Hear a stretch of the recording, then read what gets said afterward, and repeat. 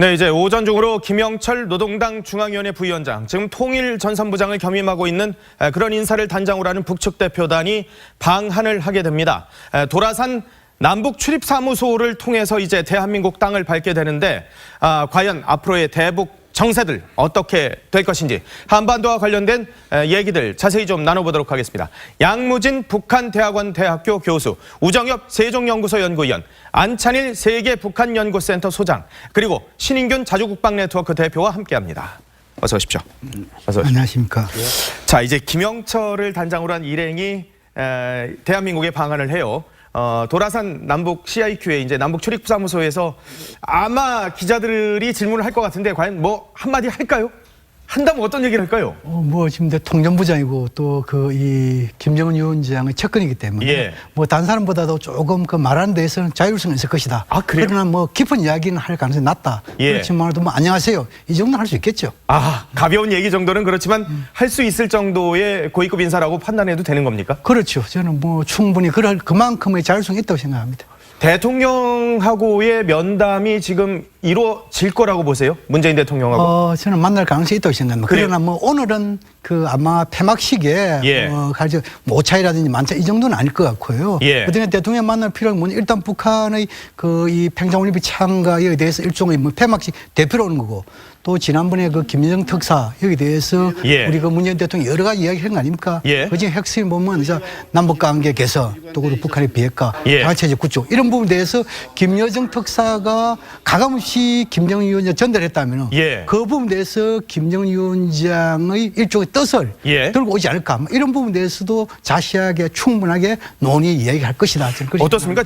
김여정은 특사의 자격으로 왔지 않습니까? 김영철도 그렇다면 특사의 자격으로 저희가 파악해봐야 될까요? 아니면 다른 의미의 격으로 또 봐야 될까요?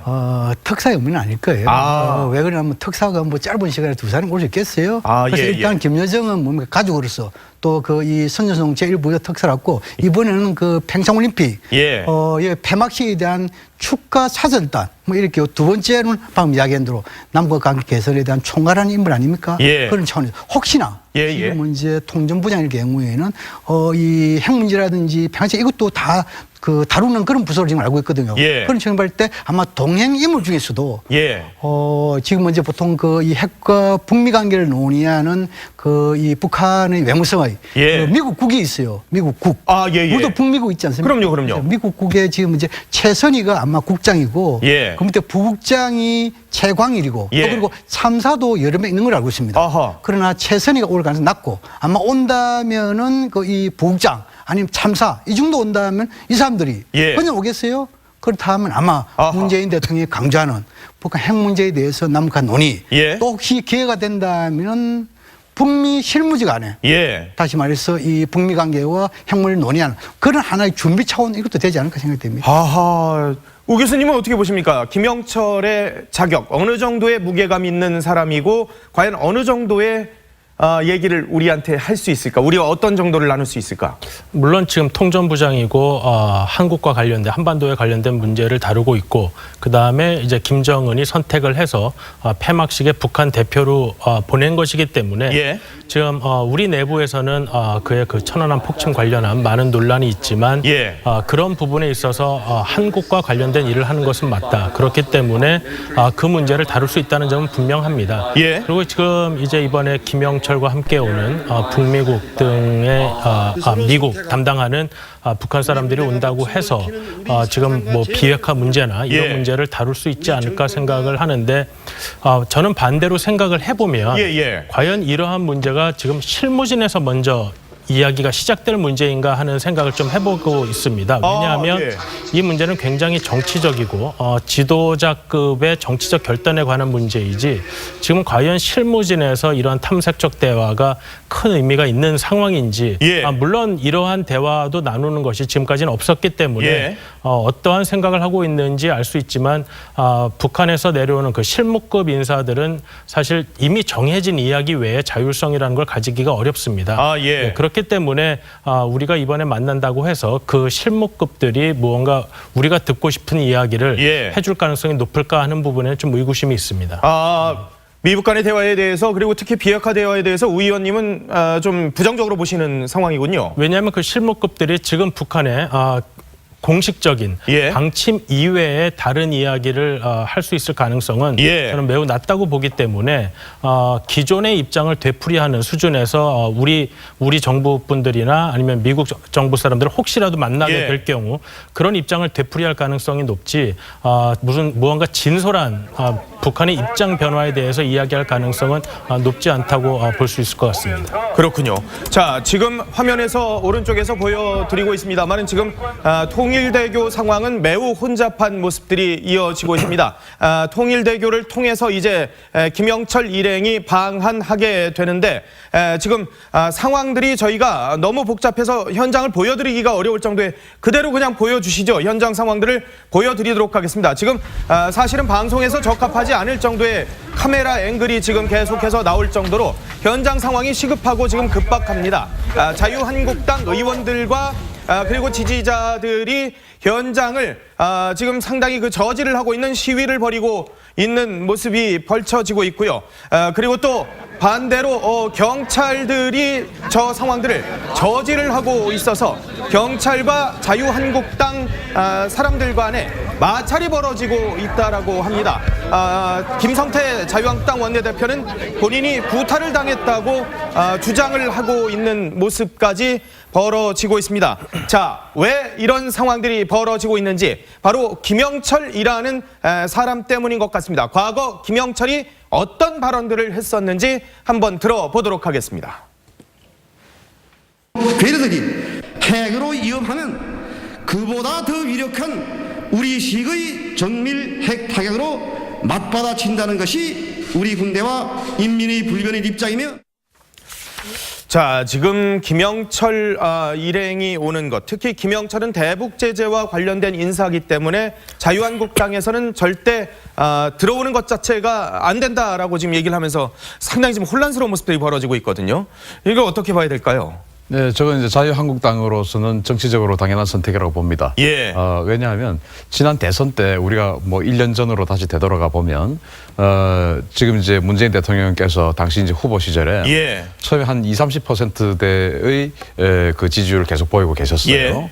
당내 경선 그 후보자였던 그 안희정 지사가 급속하게 치고 올라오던 시기였습니다. 그랬죠. 왜냐하면은 안보에 있어서 안희정 지사가 조금 더 뭔가 조금 그 중도층을 예. 또는 보수층 일부까지도 아우르는 것 같다라는 그런 이미지가 있어서 급속하게 치고 올라왔거든요. 그랬죠. 예, 예. 그래서 결국 이제 그 문재인 후보께서 후보가 되었고 이제 결국 대통령 당선이 됐는데 예. 거기에는 이제 안희정 지사의 어떤 그런 이미지까지 이제 어떤 그 합해진 것이죠. 예. 그것은 뭐냐면은 기존의 이 민주당 지지자들 플러스 그리고 중도 그리고 예. 보수 일부층에서도 당시 이제 박근혜 정부의 어떤 그런 그 불통 행위 그런 예. 여러 가지 문제점이 환멸을 느꼈던 그러나 안보는 걱정했던 예. 그런 사람들이 힘을 보태서 이 문재인 정부가 탄생을 한 것이거든요. 예. 그런데 그럼 이번 지방 선거가 지금 코앞에 다가와 있는데 그렇죠. 6월이니까요. 네, 불과 지금 이제 광역단체는 이미 예비후보 등록 시작했고 예.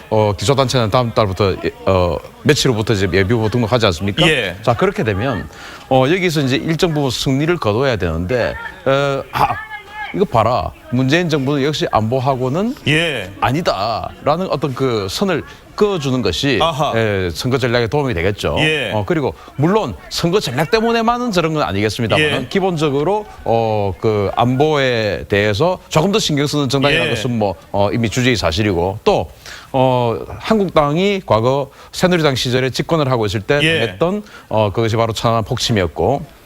그때 지금의 그 야당이 예. 여러 가지 조사위원회 정부 뭐 이렇게 해서 조사위원회에서 김영철 정찰총국 그리고 그 정찰총국의 최고 수장이었던 김영철을 범인으로 지목을 했던 예. 그런 정권이었기 때문에 여기에 대해서 용납할 수 없는 강하게 반발하고 예. 용납할 수 없는 행위를 보인 것은 뭐 한국당 입장에서는 당연한 선택이라고 봅니다. 그런데 북한에서도 이런 상황들이 벌어질 거라는 것은 사실 잘 알았을 건데 그래도 김영철을 보낼 수밖에 없는 이유, 굳이 김영철 이유가 있을 것 같거든요. 네, 그것이 이제 절박감인지 자신감인지 뭐 둘 중에 하나겠습니다. 절박함 혹은 자신감. 예, 둘 중에 하나겠습니다만은 예. 어쨌든 지난번에 이제 김여정을 보냈다는 것 자체가 북한이 뭔가 절박했다 예. 우리가 이렇게 분석하고 있지 않습니까? 어허. 따라서 이제 오늘 아침 그 조선중앙통신이 노동당 중앙위원회 부위원장 김영철 동지를 단장으로 하는 고위급 대표단을 파견한다. 예. 이렇게 이제 고위급 대표단이라고 분명히 이제 명문화했습니다. 예, 예. 그래서 그 지난번도 고위급, 이번에도 고위급. 아, 북한에서도 고위급 대표단이라고 아예 명문화를 했군요. 명문화해서 조선중앙통신이 발표를 했습니다. 예. 그 나름대로 이제 형식은 뭐 개막식 때도 축하 사절, 이번에도 축하 사절이지만 지금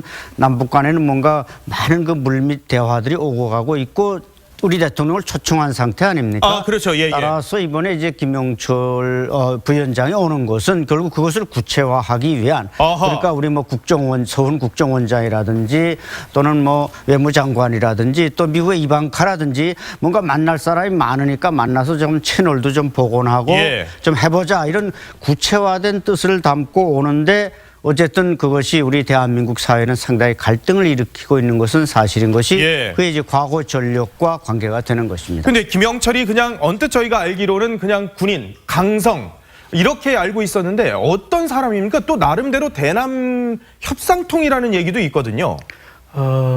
그 김영철은 시작은 군인에서 시작했죠. 아, 예. 지금 현재는 당 관료지요. 어. 과거에는 이제 뭐 이 남북 장성회담 대표도 했고, 예. 방금 이야기한 대로 북한의 그 대남 공작, 교란이라는 그 정착 총국장도 하고 있죠. 예. 근데 이제 북한에 있어가지고 강경파, 온건파는 없습니다. 김정은파만 있을 뿐이지. 김정은파. 아, 예, 예. 그렇죠. 예. 그래서 지금 뭐 특히 이제 예를 들어 군사회담 관련해가지고 이 김영철이가 남북 간에 있어가지고 합의를 하는 사례도 있고. 아, 또 그래요? 예, 결렬한 사례도 있어요. 오호. 예를 들어 2004년에 육사비서 같은 경우에 예. 뭐 서해에서의 그 이 충돌 방지라든지 또 지금 이제 비무장지대의 선전선을 제거한 이런 부분에 대해서 또 합의한 사례가 있단 말입니다. 예. 또 2010년 이후에 또 이런 해담도 왔어요. 예. 그런 상황이 왔을 때 강경파, 온건파 그런 의미가 없고요. 아하. 지금 이제 김영철을 아마 이게 북한에서 뭐 상당히 의도를 가지고 파견했다 이렇게 이야기하는데 예. 뭐 그야 뭐 김정은 입장은 누가 알겠어요. 그렇죠. 그러나 우리는 좀 크게 봐야 됩니다. 어떻게요? 이게 뭐냐면 지금 이제 가장 중요한 것은 그 평창 올림픽 성공적 개최 아닙니까? 그럼요. 또 그리고 이것을 잘 마무리해야 되잖아요. 그럼요. 이런 상태에서 지금 이제 축하 사절단 온단 말입니다. 그렇죠. 또 그리고 뭡니까? 우리 지금 이제 문재인 정부가 가장 강조하는 것이 남북 개선뿐만 아니고 이 북미 대화도 그렇죠. 지금 이제 중재 역할을 하고 있고 한반도 비핵화 평화체제 하고 있잖아요. 그럼요. 이게 실무 직접 담당하는 수장이 아. 지금 김영철이단 말입니다. 예, 예. 그런 측면을 봤을 때 충분한 이런 대화의 파트너로서 할 수 있는 거 아닙니까? 아. 그것을 또 우리가 좀 더 크게 봐야 되고. 아. 그다음에 이제 우리 신윤경 대표가 잘 지적을 했는데 예. 지금 이제 정치인이 김영철에 대해서 말로서 표현을 할 수 있습니다. 예. 그 표현은 자유가 있지 않습니까? 그렇죠. 그런데 행동으로 해서는 안 됩니다. 아. 왜냐하면 지금은 이제 우리 올림픽 헌장 52조에 보면은 올림픽 기간에 예. 정치, 종교, 인종 이런 부분에 그걸 다 대해서 초월해야 되는. 초월해요. 예. 차이점에 대해서 시위를 한다는 것을 금하게 되어 있어요. 아, 예. 또 지금 뭡니까? 지금은 이제 이것은 뭡니까? 남북 간 화해 그리고 국제사회의 화해 통합 예. 이것을 우리 한반도에 보여주고 있는데 예. 지금 뭡니까? 분열을 보여주잖아요. 아하. 남남 분열, 남북 분열 이걸 보여주고 있단 말이에요. 예. 그래서 일부분 뭐냐면 아마 정치적인 몫이 있다 하더라도 아. 크게 도움이 되지 않기 때문에 조금 자제하는 것이 필요한 지 예. 않나 우 의원님 어떻게 보십니까? 그래서 뭐 제가 지금 이러한 논란에 대해서 제 의견을 뭐 개진하는 것보다는 이 상황이 어떻게 보일 것인가 하는 부분에 대해서 예. 분석적인 측면을 말씀드리는 것이 예. 도움이 될 것 같습니다.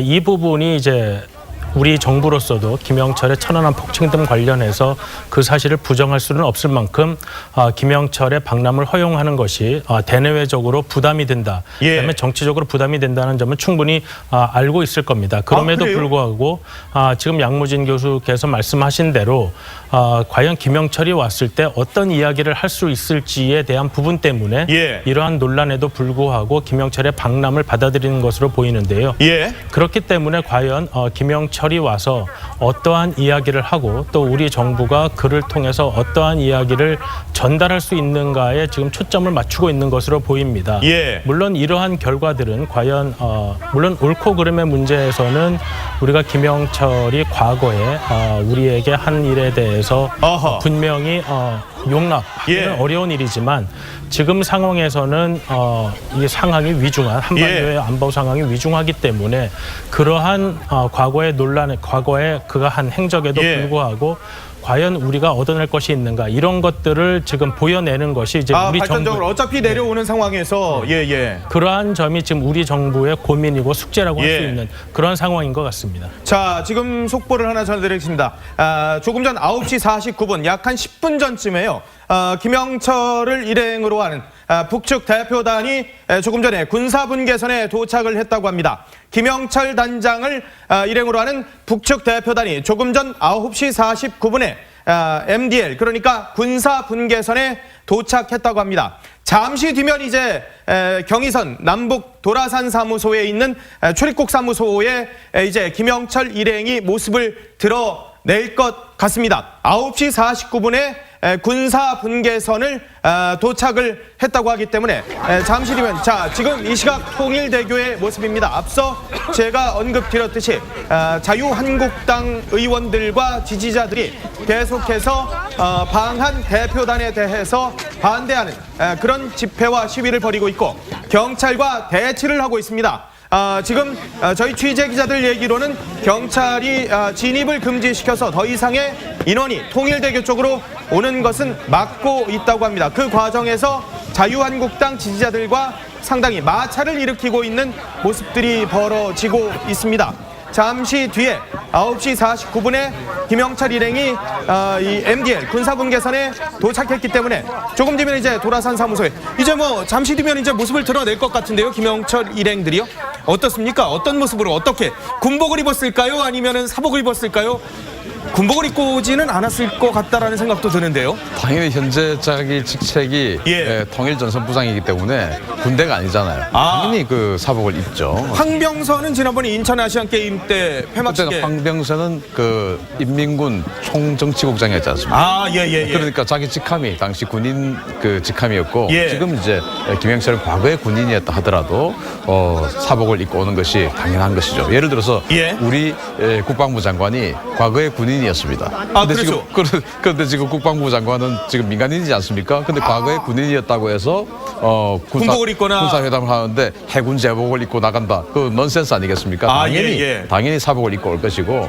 저는 이제 지금 이런 상황을 이렇게 보면서 우리 그 정부가 조금 대응에 슬기롭지 못했다라는 그런 생각을 좀 해봐요. 어떤 점에서요? 왜냐하면 우리 국민들은 이 천안함 폭침의 주범이 정찰 청국 그 주체는 정찰 청국이고 그 정찰 청국의 최고 수장은 당시 김영철이었다라는 거 다 알고 있고 당시 정부에서도 김영철이 주범이다라고 이야기를 했습니다. 그러면 사실 따지고 보면 김정은이 주범이라고 해야 되고 당시에는 이제 김정일이 주범이라고 해야 되는데 그러나 실제 행동 대장이었던 김영철을 주범이라고 이야기를 했고 그에 대해서 당시에 이론을 제기하는 측은 없었습니다.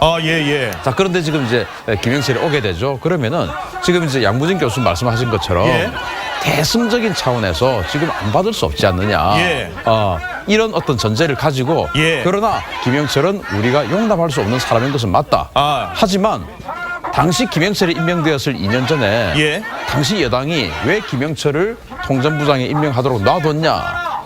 그때 북한에 강하게 항의해서 김영철을 교체를 했으면 지금 좀 더 부드럽지 않았느냐. 그래서 우리는 당시 한국 그 여당이 놔뒀기 때문에 우리는 지금 어쩔 수 없이 받을 수밖에 없다. 그러나 김영철은 참 감정적으로 용납할 수 없는 것이면은 사실이다. 그렇지만 지금 평창올림픽 편안하게 마쳐야 되고. 그랬으면은 좀 마찰이 좀 줄었을 것 같은데. 그렇죠. 그렇게 되면은 이제 조금 지금보다 조금 나은 상황이 되지 않았을까. 그런데 그것을 김영철은 그 주체인지 분명하지 않다. 뭐 이렇게 지금 나오니까 조금 곤란한 지금 상황에 빠지고 있지 않나 생각합니다. 김영철이 이제 군사분계선을 넘어서 이제 대한민국 출입국 사무소의 일성을 할 수도 있을 것 같은데 거기서요. 기자들이 분명히 질문을 할 건데 아까 양 교수님은 그냥 뭐 의례적인 그냥 얘기 외에는 다른 얘기는 안 할 거라고 보셨는데 안 박사님도 그렇게 보십니까? 아니면 뭔가 그래도 또 다른 모종의 메시지를 던질 거라고 보십니까? 글쎄 지금 뭐 상황이 그렇다 보니까 자칫하다 이제 헬기로 와야 되는 상황이 펼쳐지지도 진짜 사실 않을까. 육로로 오기가 쉽지도 않을 상황이 저희가 농담처럼 얘기하지만 진짜 그럴 수도 있을 것 같아요. 그렇죠. 그래서 이제 제가 볼 때는 김영철도 재량권이 상당히 많은 사람입니다. 예. 그러니까 김여정이가 서울이나 평창에 와서 상당히 재량권을 동원해서 대통령을 4번이나 만나고 그러지 않았습니까? 예. 다른 사람 김영남 혼자 왔다면 그런 선택이 예. 불가능하죠. 그런데 김영철 역시 위임을 받고 오겠습니다만은 모르겠습니다. 아까 우리 양 교수님 말씀대로 그냥 간단한 메시지만 던질지 아니면 뭔가 좀 깊은 내면화된 메시지를 던져서 예. 뭐 남북 관계가 잘 되기를 바란다든지 또 자기가 어떤 약간의 그 반성의 의미가 담긴 물론 뭐 깊은 내용을 얘기 안 하겠습니다만 과거에 불행했던 것을 잊고 뭐 우리가 새롭게 가자든지 이런 메시지는 던질 수 있을 텐데 일단 그건 카메라가 이제 돌아가 봐야 알겠고 어쨌든 김영철이 이번에 오는 것은 자관 그렇게 그냥 허술하게 오지는 않을 것이다. 뭔가 우리 정부에 줄 수 있는 나름대로의 메시지를 가지고 오는데 거기서 뭐 이산가족 상봉이라든지 또 이제 그것은 이제 이산가족 상봉 결국 뭐 금강산 관광 재개와 이제 쭉 연결이 될 수 있는 그래서 아까 말씀드린 그 절박함 그런 것이 있다면은 나름대로 몇 가지 준비된 아젠다는 분명히 보따리 속에 들고 오리라고. 저는 이제 이 김영철 이 방한단 일행이 일행 중에서 아까 이제 그 북미 통이 2명 정도 지금 포함되어 있다. 맞습니다. 실무자급에서 이제 이렇게 이야기 이제 됐는데 이제 아까 우 박사님께서 그들에게 큰 기대를 할 수는 없을 것 같다. 실무자기 때문에 더 큰 틀에서 지금 결정이 돼야 된다라고 말씀을 하셨어요. 그런데 저는 조금 그와는 또 반대로 의외로 굉장히 진전된 어떤 그 방안이 나올 수가 있다. 이른바 통 큰 제안이 나올 수도 있는. 왜냐하면 그 큰 틀에서의 그 틀을 잡아주는 것이 김영철이 하는 일이고 그게 바로 통전부장 아니겠습니까? 바로 김정은의 오더를 받아서 지금 수행을 하는 것이기 때문에 그래서 큰 틀은 이번에는 이 정도까지 한번 지금 그 이방카의 방한단에 후커 보좌관이 있기 때문에 그렇죠. 김영철하고 예전에 만난 적이 있었다면서요. 그래서 또 당연히 우리 저 미국 대사관 쪽에서도 CIA 요원들 많이 있습니다. 그들하고 협상을 할 때 그러면은 김영철이 직접 할 수도 없고 또 대남통이나 뭐 그런 사람들 할 수도 없고 다 해본 사람들이 해야 되니까 그러면 너희들이 들어와 해서 너가 이런 정도 선까지 협의를 하고 여기까지 우리가 제안을 해라. 핵실험 중단하겠다. 핵실험 중단하겠다는 사실 굉장히 매력적인 제안 같지만 실효적으로는 별 내용이 없거든요. 그래요? 굉장히 매력적인 것 같은데. 딱 들어보면 핵실험 중단하겠다. 핵실험 앞으로 전향적인 제안 같은데. 핵실험 영원히 안 하겠다라는 제안하면 굉장히 대단해 보이죠. 영원히 안 하겠다라고 하면 어마어마한 것 같은데 느낌상으로. 파키스탄이 이제 98년 이후에 핵실험 안 하는 것이 대단합니까? 핵 완성해버렸는데 그게 무슨 의미가 있습니까? 그러나 느낌상으로는 대단하거든요. 그래서 그러한 것을 던지자. 그러나 미사일 발사 실험 또는 인공위성 발사 실험 우리도 뭐 또는 인공위성 발사 실험 계속해 나가겠다. 그렇지만 핵실험은 안 하겠다. 이런 정도 선까지 해서 그러면 여기까지 우리가 제안을 했을 때 미국이 어느 정도까지 받아줄 거냐? 이러한 어떤 그 선까지 진행될 가능성도 없지 않아 있다고 봅니다. 제가 그 좀 저도 이제 우 연구위원 말씀했는데 근데 이제 이 지금 이제 북미 간에 거의 지금 대화가 이루어지지 않고 있잖아요. 그런데 지금 이제 실무 수준이든 어떤 중간 당국자의 수준이든 만남 자체가 의미 있단 말입니다. 그죠? 두 번째, 설령 이것이 주고받는 협상의 개념이 아니고 접촉 만남의 의미잖아요. 그렇다면 서로 입장을 재확인하도록 재확인한 그 자체도 나름대로 의미가 있단 말이에요. 이견이 있더라도 그냥 접촉하는 자체로서도 그렇죠. 의미가 있네. 서로 입장 어떤 입장 차이가 있다, 공통점이 있다, 차이점이 있다 이것만 발견하는 것도 의미가 있다고요. 그리고 이게 접촉 통해가지고 앞으로 더 높은 급으로 갈 수 있는 하나의 통로 되지 않습니까?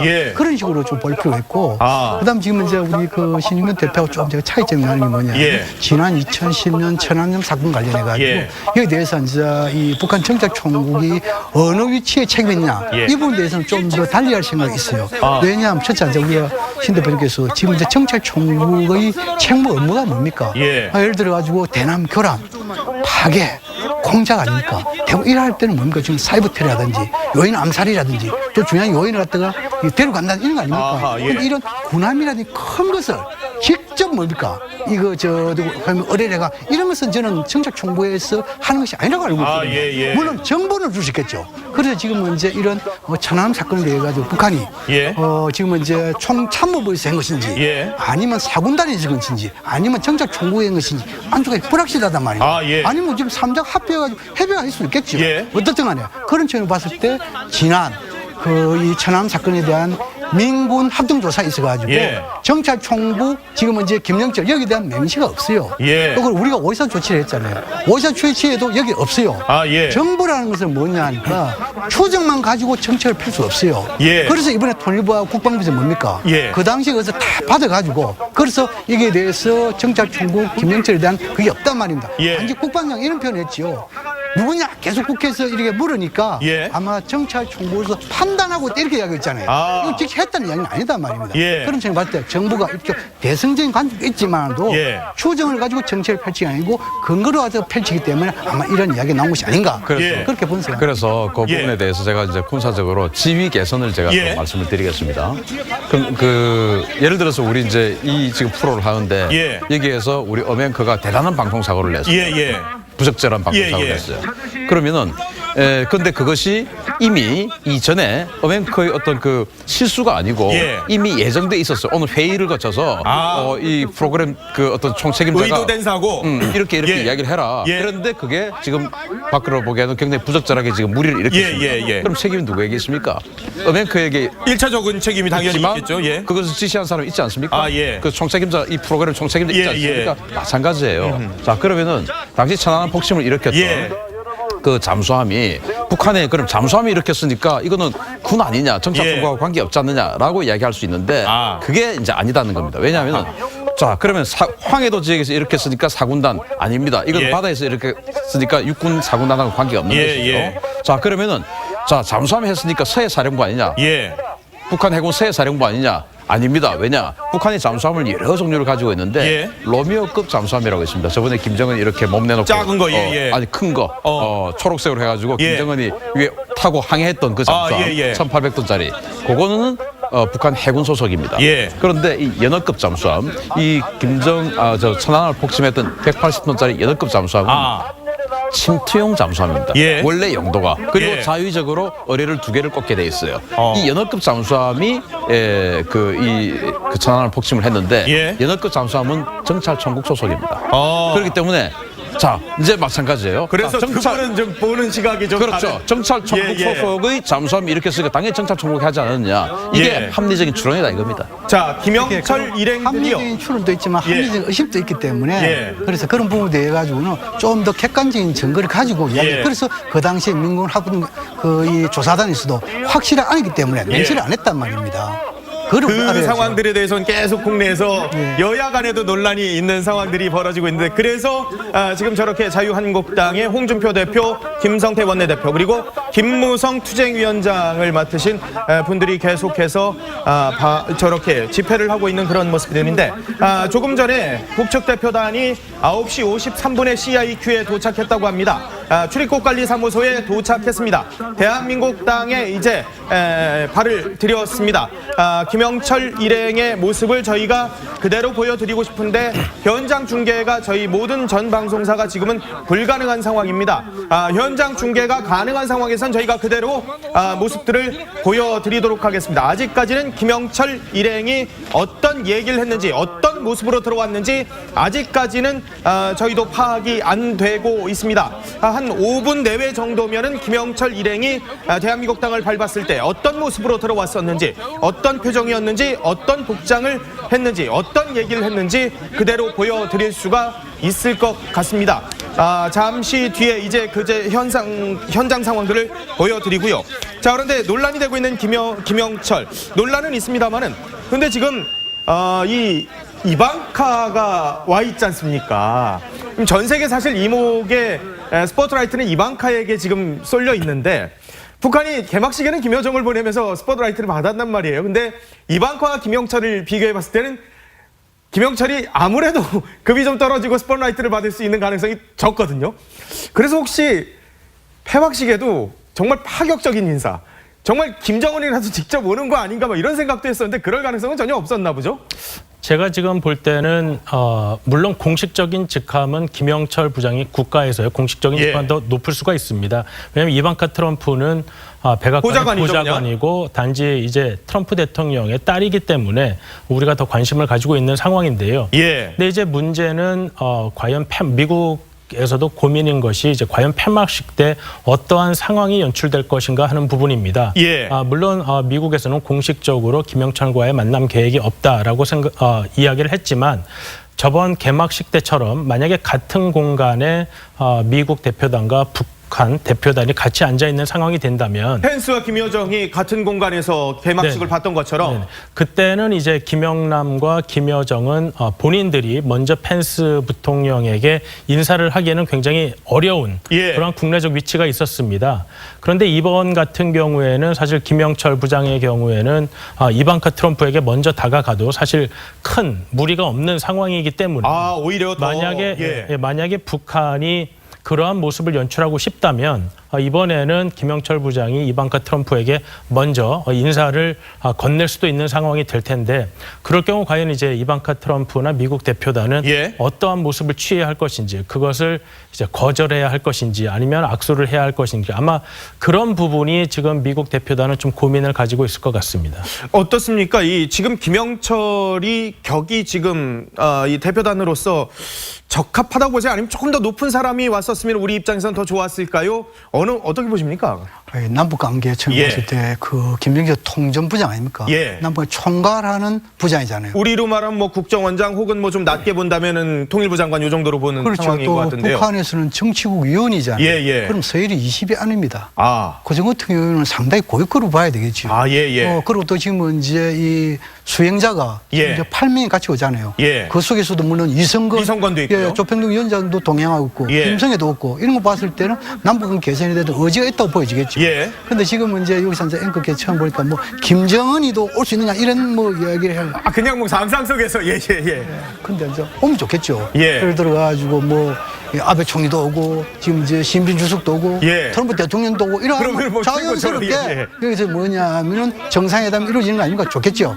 그러나 우리도 그 이 김여정 특사 박람회에서 정상회담 뭐 초청 이랬을 때 여건을 만들어서 성사시키게 됐잖아요. 대통령이 그렇죠. 그런 측면에서 김정은 위원장도 아직까지는 남측에 갈 만한 확인 여건이 조성 안 됐다. 막 그런 차원에서 가장 그 이 핵심 측근인 가족으로서 특사 김영을 보냈고 그다음에 남북관계 개선 의지를 보여서 직접 수장을 보낸 김영철을 그런 측면 봤을 때 아마 이런 특사와 김영철 부장의 박람을 통해 가지고 김정은 위원장의 남북관계 이런 부분에 대한 모든 그 이 의사는 이렇게 집약되어 있다. 그런 측면에서 어찌 보면은 이런 특사와 사절단을 매기로 해가지고 우리 대통령과 김정은 위원장의 간접적인 의사소통이 이루어지고 있다. 이렇게 이해하면 될 것 같습니다. 그렇군요. 잠시 전 10시 11분쯤에 남북 출입사무소 로비에 입장을 했고요. 김영철 일행이 10시 15분에 차량을 탔다고 합니다.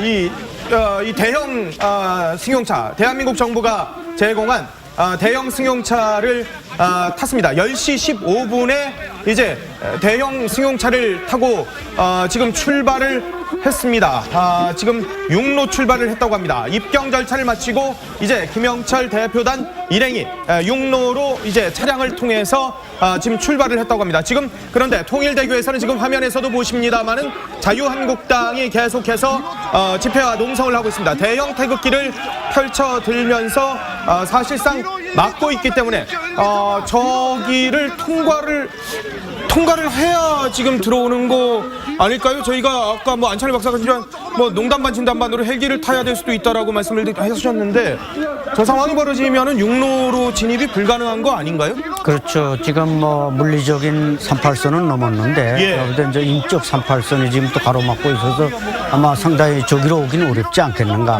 적어도 헬기를 타지 않으면 저 선을 아마 넘기는 어려울 것 같고 저 사람들이 아니면은 경찰이 강제 해산을 해야 되는 과정이 벌어질 수도. 아마 근데 국회의원 자유한국당의 국회의원들이 대부분 나왔기 때문에 강제 해산도 그렇게 쉬울 것 같지 않고 그것이 오히려 더 큰 충돌을 부를 수 있기 때문에 조용히 아마 헬기로 넘는다면 저것이 가장 좋은 그 통과 방법이 되겠습니다만은 아마 김영철 부위원장이 와서 이제 제가 알기로는 제가 아는 범위에서 이제 청와대로 이제 대통령을 예방할 수도 있었는데 그럴 가능성이 있었는데 참 또 청와대가 어떤 것입니까? 북한의 정찰총국 2, 3년 전만 해도 모형을 만들어 놓고 그걸 폭파하고 거기서 박근혜 대통령을 끌어내고 그러던 장소 아니겠습니까? 그래서 일각에서는 김영철 통전부장을 그 청와대 들여놔서는 안 된다 뭐 이런 여론도 있습니다만 이런 얘기도 예. 네, 그런데 아까 어떤 말씀들 하신 대로 다 이게 고위급 대표단 단장으로 오는 겁니다. 예. 뭐 이번에도 이제 김정은 위원장이 친서를 가졌는지 안 가졌는지는 모르겠습니다만은 어쨌든 만나야만 남북 간에는 무엇이 이루어지기 때문에 만남 자체를 물리적으로 차단할 필요는 없다고 봅니다.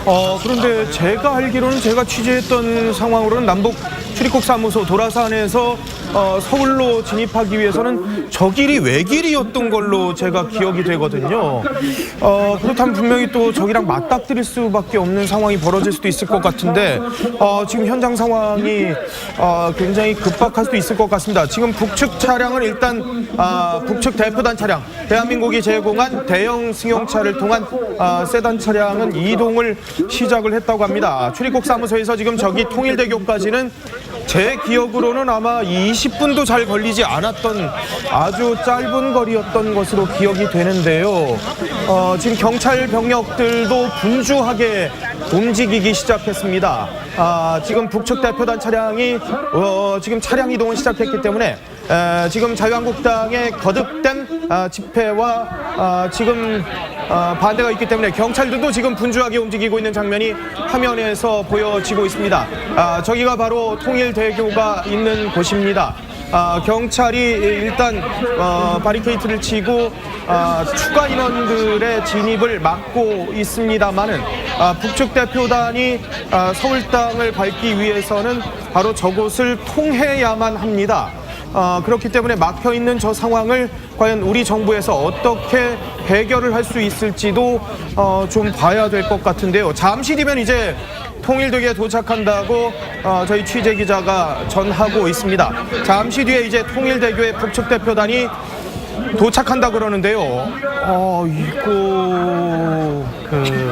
방금 엄연국께서 말씀하신 대로 이 통일대교 북측에 올라오면 얘기를 맡기는 맞습니다. 그런데 제가 보기에는 아마 좀 시간은 조금 지체되더라도 아마 이 우리 측의 이런 그 국회의원 이런 데에서 저 자신의 몫을 내고 어느 정도 좀 시위를 했다가 길은 터질 것이다 저는 그렇게 생각하거든요. 그래요? 그래서 큰 뭐 물리 충돌은 없을 것이다 저는 그렇게 생각하고요. 왜냐면 그렇게 갈 겁니다. 그다음 이제 문제는 아까 우리 안찬일 대표께서 지금 이제 북측의 그 정찰총국 운운하면서 청와대에서 정찰총국 뭐 GPS를 해가지고 폭파 운운까지 했는데 그거 보여주겠느냐 이런 말씀인데 그건 너무 좁은 생각이에요.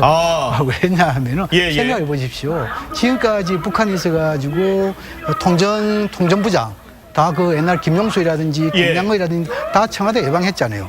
또 지금 이제 우리가 뭡니까? 우리도 지금 이제 72년도에 이우락 중앙정보부장이 북한 가가지고 김정일 만났잖아요. 어디서 만났습니까? 금수산에서 만났어요. 또 그다음에 뭡니까? 지금은 이제 그 북한의 조명록 홍정책국장이 미국 가가지고 어디서 만났습니까? 백악관에서 만났습니다. 좀 크게 있잖아요. 좀 크게. 이게 좀 너무 그렇게 있잖아요. 시각적으로 보면 할 수 있는 것이 아무것도 없습니다. 그래서 지금은 이제 통전부장이 과거에 지금 이제 정책총재 지금 통전부장이잖아요. 남북 관계 개선을 하겠다고 오는 사람한테 과거를 끄잡냐. 그다음 주에 우리 아까 이야기 중에서 이를 한번 생각해 보십시오. 우리가 지금은 이제 이 김영철을 받아들이는 데 있어가지고 물론 대승적인 측면도 있지만도 좀 쉽게 생각 우리가 안보라는 것은 예방안보가 가장 중요합니까? 그럼요. 예방안보에도 불구하고 북한이 도발했으면 확산을 방지하는 거잖아요. 또 확산 방지 끝나는 게 아니잖아요. 재발 방지를 해야잖아요. 그럼 어떻게 됩니까? 대화를 해야 되잖아요. 라는 측면을 봤을 때 우리가 지금 이제 김영철이 받아들인다 해가지고 천안 상황이 있는 겁니까? 한상물이 생각하고 있는 거예요. 또 지금 이제 예를 들어가지고 한국전쟁. 예를 들어 한국전쟁 당시에 전범이 누굽니까? 김일성이 아닙니까? 그런데 그 전범 당사자하고 왜 미국은 정제협정은 회담을 합니까? 안 해야죠. 그래서 우리가 이렇게 김영철을 받아들이는 것은 대승적 관점에서 제2, 제3의 천안함 사건을 방지하는 것이고 제2, 제3의 한국 정제를 방지하는 것이다. 이렇게 좀 더 과거를 직시하되 미래지향적인 이런 통 크게 보는 이런 자세가 필요합니다. 아닌가? 그렇게 생각합니다. 자, 지금 시위대가 통일대교 남단 도로를 완전히 차단했습니다. 지금 화면들이 들어오고 있는데요. 김영철 일행이 북측 대표단이 차량을 타는 장면들도 잠시 뒤면 이제 모습이 나올 것 같습니다. 저희가 지금 바로 저 차량입니다. 바로 저 차량이 조금 전의 모습입니다. 10시 한 11분 전에 모습이 보여지고 있습니다. 지금 앞쪽에 지금 저 차량이 바로 북측 대표단을 태운 새로운 차량입니다. 북측 대표단이 조금 전에 탑승한 저 차량들이 바로 지금 남북 출입사무소를 지금 출발하는 모습이 보여지고 있습니다. 경찰 차량과 경호 차량의 호송을 받고 출발하고 있는 김영철 일행의 모습이었고요. 자, 잠시 뒤면 이제 저 앞에 도착을 한다고 합니다. 지금 바로 코앞에, 지금 통일대교 앞에 시위 현장에 북측 대표단이 왔는데요. 김영철 일행에게 저희 취재 기자들이 많은 질문을 했습니다. 첫 번째, 방남 소감에 대해서 한 말씀 해달라. 그리고 천안함에 대해서 어떤 생각인가라는 것을 저희 기자들이 질문을 했습니다. 그리고 대한민국에서 어떤 얘기를 나눌 것인가, 남북관계 개선을 위해서 어떤 점이 가장 시급하다고 생각하느냐, 이 네 가지를 질문했습니다. 그랬더니 김영철은 다소 굳은 얼굴이었다고 하고요. 아무 대답 없이 걸어갔다고 합니다. 자, 김영철 일행들이 나오고 있는 바로 저 장면입니다. 10시 11분에 저희 취재 기자들이 저 상황들에서 지금 질문들을 했습니다. 김영철, 자, 양복을 입고 코트를 입고 모습이 있습니다. 천혜성 차관이 지금 영접을 해서 같이 나오고 있습니다. 바로 뒤에 리선권의 모습도 나옵니다. 자, 저 상황에서 저희 취재 기자들이 여러 질문들을 잠시 뒤면 할 것 같은데 다소 굳은 표정으로 아무 대답 없이 그대로 그냥 지나가고 차량을 탑승을 했다고 합니다. 자, 새로운 이 세단을 타고 바로 천혜성 차관의 영접, 리선권도 같이 모습을 드러내고 있네요. 리선권 일행도 같이 차량을 타고 이제 통일대교 쪽으로 오고 있습니다. 바로 조금 전의 장면인데 천안함 문제 등 그리고 남북 대화 등과 관련해서 여러 질문에 대해서 아무 말 없이 그대로 침묵을 하고 그대로 들어왔습니다. 역시 아무 얘기는 안 했네요. 의례적인 답변이라도 좀 해줄까 했었는데 아무 답변 없이 그냥 들어오는 모습이네요. 네, 아무 답변을 안 할 것으로 예상을 했고, 예. 뭐 지금 이제 아까 15분에 저렇게 갔으면 지금 이미 저기 정상적인 속도라면 이미 저 장소에 지금 도착을 했을 텐데. 예, 바로 코앞이라고 합니다. 네, 아직 모습을 안 내는 것으로 봐서는 어딘가에 지금 대기를 하고 있든지, 예. 아니면 굉장히 천천히 달리든지 그럴 텐데 아마도 대기를 할 가능성이 높죠. 차량이 사실은 모두 그렇죠. 진행되는 차량이 없기 네. 때문에 뭐. 근데 이제 그 아까 안찬일 소장님께서 헬기로 이동할 수 있지 않겠느냐라고 하셨는데 저 헬기로 이동할 수가 없어요, 저 장소는. 그래요? 왜냐하면 헬기장이 없습니다. 저기는 헬기가 뜨고 내릴 수 있는 저 상황이 통일대교 없군요. 이북에는 미군 헬기장이 있는데 예. 그건 또 미군하고 또 협의를 또 해야 되니까 우리 한국군 헬기장은 저기 없어요. 저 예. 남쪽에 있는데 그런 거 보면 굉장히 이제 어려운 상황에 봉착해 있고. 제가 뭐 정치평론가는 아니지만 예. 저 상황을 조금 제 나름대로 평가를 해본다면 예.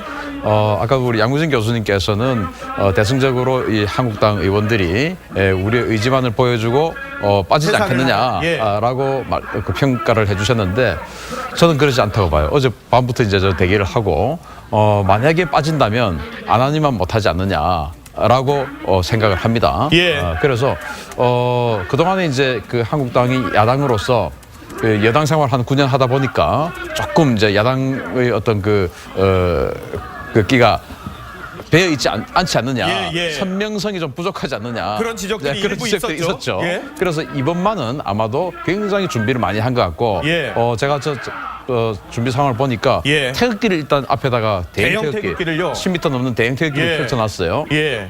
밟고 지나가라 이거죠. 지금 그러고 있습니다. 네. 사실 장제원 수석 대변인이 태극기를 찢어야 지나갈 수 있을 것이다라고 얘기를 하고 있는데요. 그러면은 과연 김영철을 위해서 저 태극기를 훼손할 수 있을까? 예. 그러면 이제 지금 그것을 제지하는 경찰관들이 온다 하더라도 예. 저 태극기를 밟고 지나와야 지금 김무성 대표 또는 김성태 대표 일행을 예. 뒤로 물릴 수가 옆으로 또 뺄 수가 있거든요. 근데 그렇게 할 수 없잖아요. 그러니까 옆으로 와가지고 하는데 만약에 몸싸움 과정에서 태극기 훼손이 일어난다면 예. 이게 또 다른 어떤 그 논란을 일으킬 수 있거든요. 왜냐 김영철이 지나가기 위해서 태극기를 훼손했다. 예. 그런 상황에서 굉장히 준비를 많이 한 것 같고 그렇게 보면 저 상황을 지금 해산을 시키기가 굉장히 어렵지 않을까 그렇게 봅니다. 지금 상황이 썩 좋지는 않은 것 같습니다. 김영철 일행은 저희 취재 기자 얘기로는 바로 저 통일대교 거의 코앞에 지금 다 달았다고 합니다. 보신 대로 제네시스 EQ900 차량을 우리 정부에서 제공한 경호용 차량을 타고 앞서 11시 11분쯤 출발했기 때문에 약 한 15분쯤 지나면 바로 저곳을 통과하려도 남을 시간인데요. 지금 아직까지는 차량의 모습이 보이지 않고 있습니다. 지금 자유한국당에서는 그대로 저기에서 더 물러나지 않겠다라는 얘기를 거듭거듭 전해오고 있습니다. 저희 취재기자에게도 계속 그런 얘기를 하고 있는데 우 의원님 어떻습니까? 혹시요 김영철이 저 상황들을 지금 보고를 받고 육안으로 직접 볼 수도 있을 것 같은데 저 시간이 길어지면 혹시 김영철 일행이 다시 그냥 북한으로 갈 가능성이나 이런 것도 생각해 봐야 될 것 같은데요. 그 가능성은 어떻게 보십니까? 글쎄요, 우리와 회담하는 날짜도 이제 북한이 일방적으로 바꾸고 금강산 공연 등도 일방적으로 취소했었기 때문에 뭐 북한 측이 결정을 내리고 다시 뭐 돌아간다 하는 부분을 완전히 왜냐하면 지금 물리적으로 막혀 있는 상태이기 때문에 배제할 수는 없겠습니다. 근데 이제 뭐 저처럼 이제 분석을 하는 입장에서는 지금의 상황이 뭐 대승적이다 아니다 뭐 크게 본다 작게 본다라는 가치 판단을 저는 하기보다는 그럼 이제 우리 정부의 고민이 어디에 있었고 이 상황이 예측이 됐음에도 불구하고 김영철을 받아들이려고 했던 이유 그다음에 그래서 김영철을 만나게 되면 앞으로 한국과 북한 간에 그다음에 미국과 북한 간에 어떠한 상황이 있을 수 있을 것인가 하는 그러한 부분에 대해서 생각을 많이 해봤습니다. 근데 이제 과연 그제 이제 미국이 대규모 제재안도 발표하고 초고강도라고 말씀을 하시더라고요. 그리고 한국에 온 그 제임스 리시 상원의원과 허커비 대변인이 어제 또 북한에 대해서도 이제 최대 압박을 해야 한다라는 점을 계속 한 상황에서 지금의 김영철 방안으로 인해서 우리가 얻을 수 있는 점이 무엇인지 그러한 점을 이제 설득시키는 것이 지금 정부의 고민과 숙제가 된 상황이고요. 그래서 만약에 저 상황이 뭐 어떤 식으로든 해결이 되어서 김영철 일행이 우리 정부와 만나게 된다면 과연 어떤 메시지를 전하는가에 따라서 이러한 논란의 결과를 어떻게 국민들에게 설득할 수 있을 것인가가 정해질 것 같습니다. 우 의원님은 아직까지 김영철 일행이 방한하는 것에 대해서 미국이 다 뭐 표현은 그렇습니다만 다 인정 혹은 승인 뭐 이런 거가 다 이루어지지 않았다고 뭐 승인이란 표현은 적절하지 않은 것 같습니다만은 그러니까 김영철의 제재가 2010년에 미국에서 나왔는데요. 그때가 이제 천안함 폭침 이후에 정부 발표가 나온 이후에 미국이 김영철에 대해서 단독 제재를 실시했습니다. 그리고 미국이 작년에 북한을 테러 지원국으로 재지정하는 과정에서 김영철에 대한 언급이 가장 많았습니다. 그렇기 때문에 이제 미국에서는 이제 김영철에 대한 인식이 전혀 고울 수는 없는 상황이고요. 그렇기 때문에 국무부 대변인 역시 이제 김영철에 대한 질문을 받았을 때 김영철이 천안함 기념관을 가봤으면 좋겠다. 거기서 본인이 한 일에 대해서 어떤 책임을 느끼는지 생각해봤으면 좋겠다라는 이야기를 했습니다.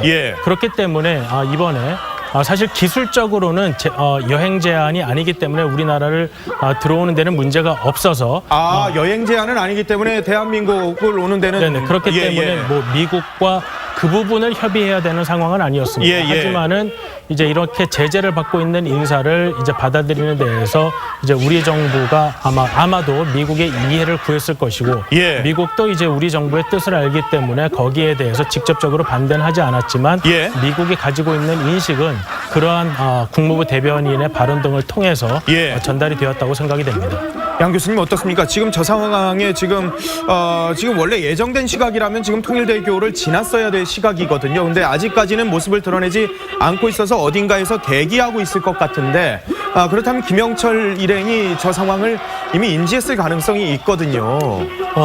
크게 뭐 바람직스러운 것은 아니지만 북한이 우리 이런 그 보수 정치권들 여기에 대해서 이러한 목소리 있다, 다양한 목소리 있다, 이것을 직접 눈으로 보는 계기, 이것은 뭐 그렇게 부정적으로만 볼 것은 아니라고 생각합니다. 그렇습니까? 예, 뭐 그렇고. 그러나 우리가 항상 이렇게 이 상황을 봤을 때 최선은 아니지만도 차선과 최악 두 가지 나눠볼 수 있어요.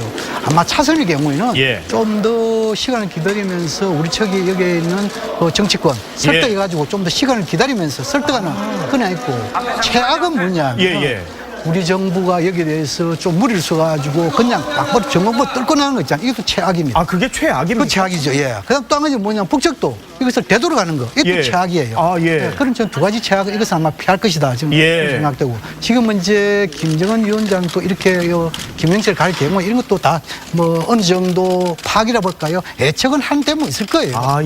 그러나 김정은 위원장이 워낙 남북간 개선이라든지 이런 부분에 대해서 이번에 의지를 좀 보여주겠다. 이런 점을 봤을 때 다소 좀 시간이 걸리더라도 아마 이쪽으로 와가지고 아마 평장을 가지 않을까. 저는 그런 길을 택할 것이다. 북측 대표단도 조금은 인내하는. 그렇죠. 예, 그러한 길을 택할 것이다. 저는 그렇게 전망을 합니다. 지금 양 교수님은 남북관계 개선을 위해서 김정은의 강한 의지가 있기 때문에 김영철 일행을 이렇게 보냈다라고 보시는 상황인데요.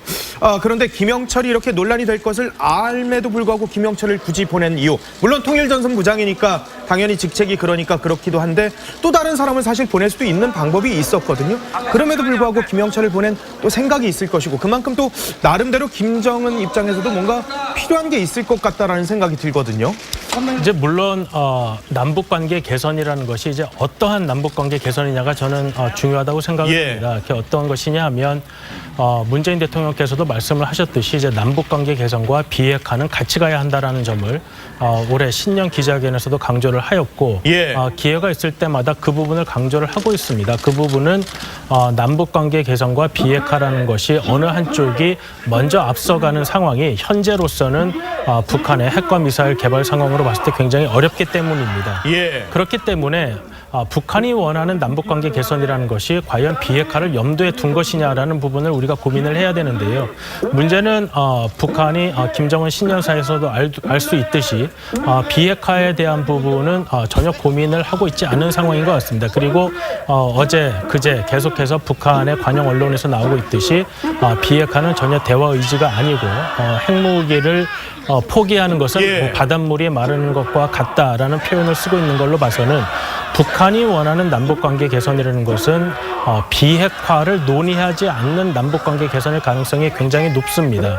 그렇기 때문에 지금 미국으로서는 이러한 비핵화가 담보되지 않는 남북관계 개선에 대해서 굉장히 부정적인 인식을 가지고 있는 것이고 그렇기 때문에 비핵화의 대화로 북한이 전향적으로 나오기 이전까지는 제재와 압박을 해야 한다. 왜냐하면 미국이 계속해서 말하고 있는 과거의 실패라는 것은 북한에게 어떠한 당근을 제공함으로써 북한을 설득할 수 있다고 봐왔던 그러한 협상의 사례들이 모두 실패로 돌아갔기 때문에 지금 현재 미국의 입장은 설득보다는 압박을 통해서만이 비핵화로 올 수 있다. 그리고 그 단계에서만이 진정한 남북관계의 개선이 있을 수 있다라는 판단입니다. 그렇기 때문에 지금 북한에서 추구하는 남북관계 개선이 과연 어떠한 남북관계 개선인지 우리로 하여금 북한의 핵무장을 인정한 상태에서만 남북관계가 개선이 된다고 한다면 그것은 이제 우리 정부로서도 이제 받아들이기가 힘든 상황이죠. 그렇기 때문에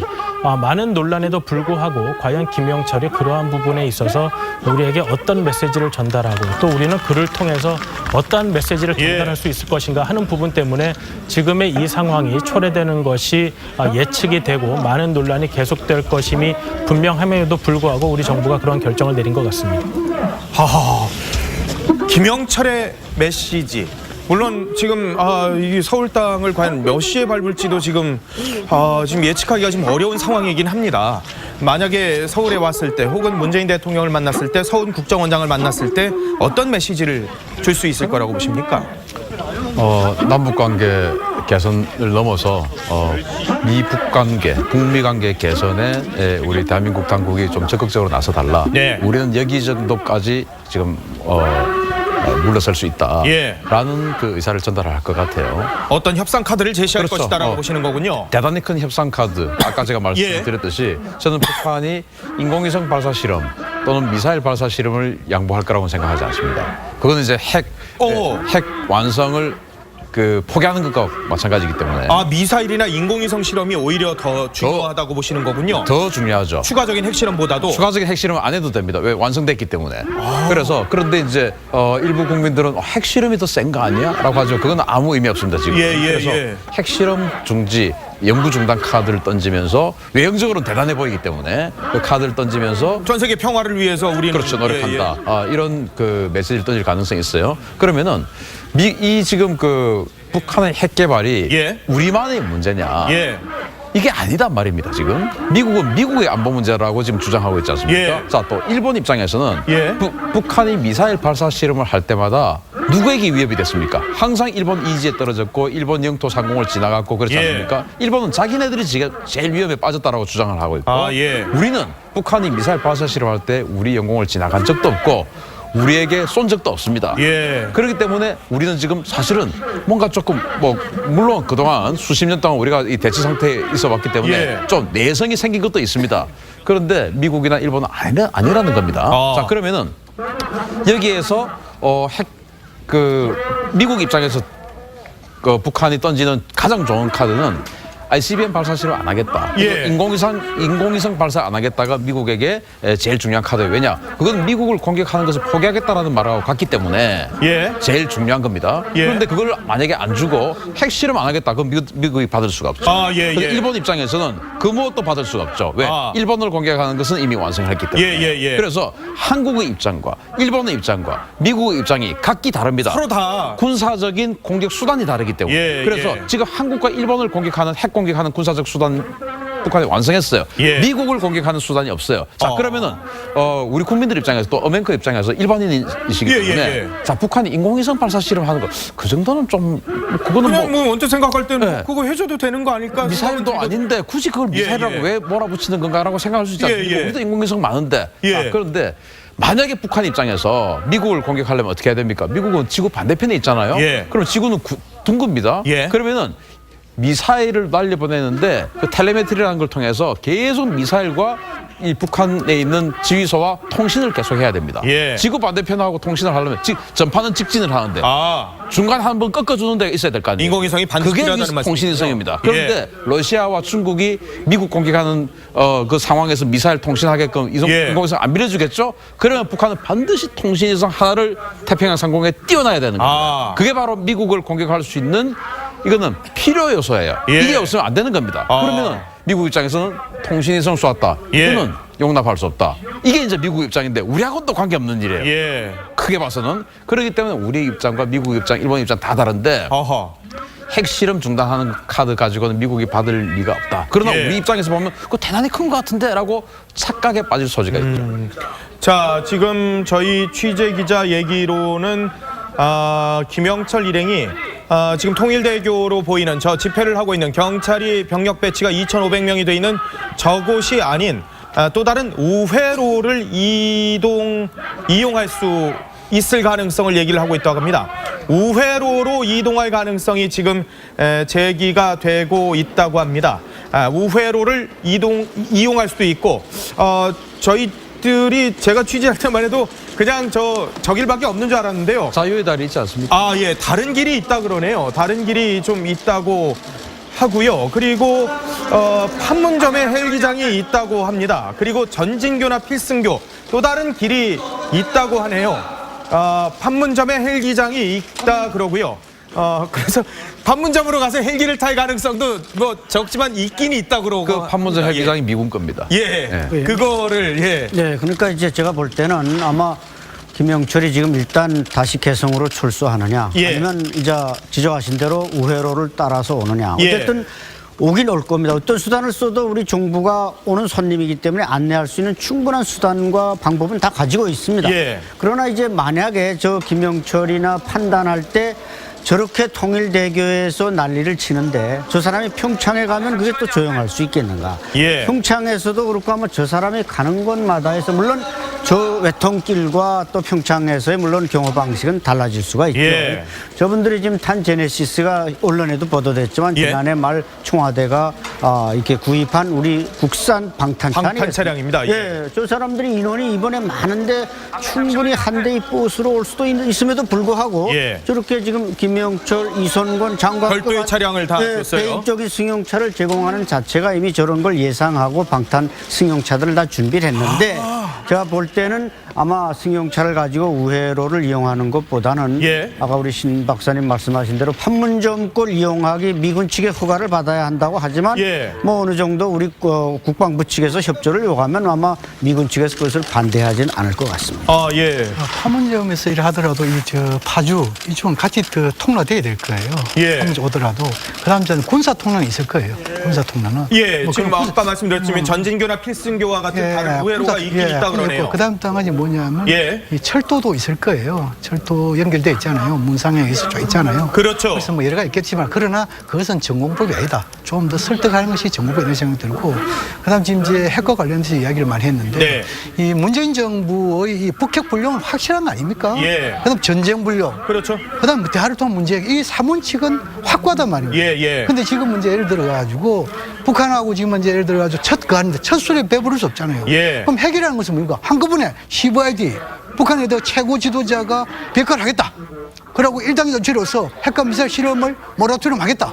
그다음 아예 사찰단 복귀시키겠다. 그다음 지금은 이제 의심나는 곳도 사찰 약속했다. 예. 라고 한다면은 만약에 북한이 그럼 굉장히 전향적인 거죠. 미국은 그걸 예. 원하고 있죠. 네. 그러면 북한이 대할 필요가 무엇입니까? 항복하면 되죠. 협상은 안 그렇단 말이에요. 예. 그래서 지금 이제 우리 정부가 이 북핵 비핵화 있어가지고 단계적이고 포괄적인 접근 방법을 내놨잖아요. 예. 이 단계적인 뭡니까? 첫째, 북한 핵의 현재역 있잖아요. 예. 현재역을 동결시키는 겁니다. 아, 두 번째, 동결시켜가지고 어느 정도 북미 간에, 예. 남북미 간에 어느 정도 신뢰가 쌓이면 예. 그 다음 단계로 나아갑니다. 예. 그건 뭐냐면 미래 핵을 해체시키는 겁니다. 예. 핵무기 지구성 있잖아요. 또 더 신뢰 쌓으면은 과거에 만든 핵무기 있잖아요. 예. 폐기하는 겁니다. 예. 그럼 이거는 뭡니까? 북한 핵과 관련된 프로세스만 되는 거잖아요. 예. 그럼 북한이 원하는 걸 할 수 없잖아요. 아하. 여기서 뭡니까? 평화체제, 북미 관계 정상화, 예. 경제제재 원화가 있어요. 그래서 포괄적 접근이 있단 말입니다. 예. 그래서 이러한 것을 뭡니까? 지금 이제 예를 들어 남북 간에 지금 북미가 회담하는 데서 가지고 처음부터 예. 나올 수 없죠. 아. 그래서 지금 문제는 뭡니까? 서로 입장을 주고받으면서 예. 아까 지금 이제 우리 신 대표께서 이런 말씀했는데 북한의 핵과 미사일 모라토리엄만 선언한 다음에 이건 뭡니까? 예. 초보 단계 될 수 있다 아닙니까? 예. 비핵화를 가는. 예. 그럼 이것을 갖다가 비핵화도 아니라고 보면 안 되거든요. 아. 비핵화를 가는 입구라고 볼 수 있어요. 예. 그럼 이럴 때 우리는 뭐를 줘야 될 것인가? 예. 이걸 생각해야 되는 말이에요. 근데 지금 이제 과거에 보면 상중단의 이야기 나왔잖아요. 예. 그럼 북한 핵과 실험, 미사일 실험을 중단하고 한미 군사훈련. 한미군을 중단해라. 예. 이럴 경우는 지금 이제 미국이 안 받잖아요. 그렇죠. 그래서 지금 이제 우리가 좀 더 창의적이랄까? 예. 내놓을 수 있는 방안이랄까요? 예. 이것이 학자들 속에서 대충 나오는 이야기가 예. 군사훈련 해야 된다. 해야지만 또 4대 전략 자산을 동원하지 않는 군사훈련을 하면 어떨까? 이것을 이제 실용적인 군사훈련을 이렇게 표현을 하거든요. 예. 그래서 이것도 하나의 협상 칩으로 되지 않겠느냐? 일단은 한미 간의 군사훈련 하되 예. 다시 말해서 천안함 이후부터는 남북 간에 북미 간에 굉장히 대립이 돼 있잖아요. 예. 지금은 남북 간에 대화가 틀어지고 북미 간에 어느 정도 접촉을 하게 된다면 예. 그럼 천안함 이전으로 갈 수 있단 말입니다. 예. 그럼 천안함 이전 같은 경우는 4대 전략사전을 동원하지 않았다고요. 그래서 이것도 하나의 협상 칩이 아니겠느냐. 예. 이어서 자꾸자꾸 신뢰 쌓아가지고 어허. 핵 문제 하는데 뭐 지금 29년 걸렸는데 예. 앞으로 1, 2년 되겠습니까? 예. 그래서 입구 여기에 대해서 토대를 마련하자. 예. 이것이 문재인 정부의 생각이라고 저는 이해하고 있습니다. 의원님은 어떻게 보십니까? 이런 의견에 대해서. 이제 미국의 이제 우리나라가 핵 문제를 다루는 데 있어서 우리가 당사자이기 때문에 예. 우리의 입장이 중요하고 또 이제 북한이 핵 문제에 있어서는 이제 예. 미국과의 관계를 중요시하기 때문에 또 미국의 입장 역시 중요합니다. 근데 이제 미국은 이제 지난 9.19 합의가 이제 이미 그런 포괄적, 단계적 방법에 대해서 이미 북한에게 제공을 했다고 생각하고 예. 하지만 이제 과거의 실패라는 것이 그러한 합의 자체가 이제 북한이 어겼다라는 입장을 이제 강하게 견지하고 있는 상황입니다. 그렇기 때문에 지금 북한이 이렇게 단계적으로 나가는 거에 대한 예. 그런 북한에 대한 신뢰가 전혀 없는 상태라고 볼 수 있는 것입니다. 그렇기 때문에 과연 이러한 신뢰를 북한이 어떻게 보여줄 수 있느냐. 예. 그리고 이제 과연 어떠한 조치를 북한이 내놓는가에 따라서 이제 또 미국도 거기에 상응하는 무언가를 내놓을 수 있지 않는가 뭐 이런 문제 때문에 예. 사실 이제 그러한 부분은 이제 직접 만나서 이야기를 해야 하지 않겠는가라는 그러한 문제 때문에 이제 북미 간의 대화를 하는 것이 필요하다라는 점을 강조하고 있는 것입니다. 예. 이제 우리 정부 입장에서는 이러한 양쪽의 입장이 너무도 확연히 지금 대별되는 상황이기 때문에 예. 이것이 우리가 중개자로서 하기도 어렵고 그다음에 이제 북미 간에 일단 만나서 이야기하다 보면 서로의 입장에 대해서 예. 어떤 점에 차이가 있고 또 어떤 점에서 합의를 이룰 수 있는지 이야기를 해봐라 하는 그러한 목적으로 예. 지금 이제 북미 간의 대화가 이루어지길 바라는데요. 근데 또 여기서 이제 문제점은 꼭 평창 올림픽이 아니라도 하더라도 예. 북미 간의 대화 채널은 있다는 점입니다. 뉴욕 채널도 있고 뭐 여러 가지가 네네. 있을 수 있겠죠. 미국에서 하는 입장은 미국에서 말하고 있는 현재 상황에 대한 입장은 북한이 대화를 원하면 예. 특히 비핵화와 관련해서 어떠한 이야기든 미국과 이야기를 하고자 한다면 언제든 할 수 있다는 것입니다. 예. 그것이 이제 지난 원비어군 송환 때처럼 예.